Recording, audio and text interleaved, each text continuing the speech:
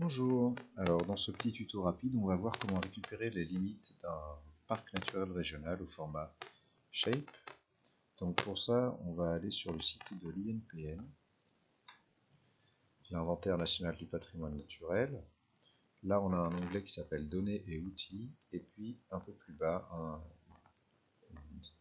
une catégorie qui s'appelle Information géographique. Et dans cette catégorie-là, on a une sous-catégorie qui s'appelle Espace protégé.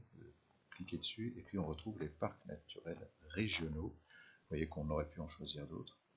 De là, on a les infos sur ces données. Donc on a les PNR de la Guyane, de la Martinique ou de la métropole.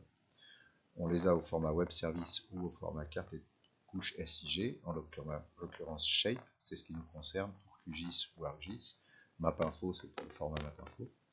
Et on a aussi un petit PDF pour lire quelques infos, c'est pas inutile. Donc par exemple sur Métropole, on va aller voir en tous les cas le système de projection qui est en envers 93, l'échelle d'utilisation optimale c'est au 1/100000. Ça ne veut pas dire qu'on ne peut pas utiliser d'autres échelles, mais ça c'est l'échelle optimale à laquelle il a été construit.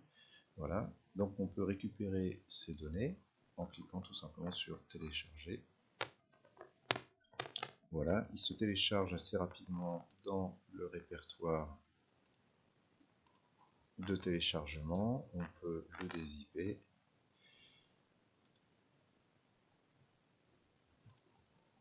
Voilà, et on peut aller donc dans QGIS,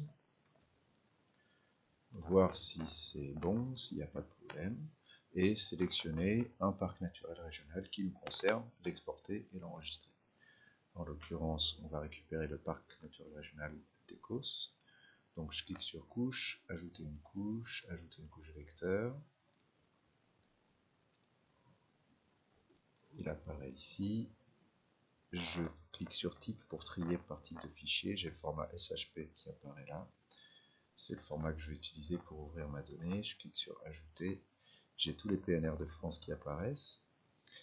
Grâce à l'outil Quick Map Service qu'on peut installer dans les extensions, on peut voir si tout ça c'est bien positionné. Je mets un fond OSM par exemple et je vois que c'est bien positionné.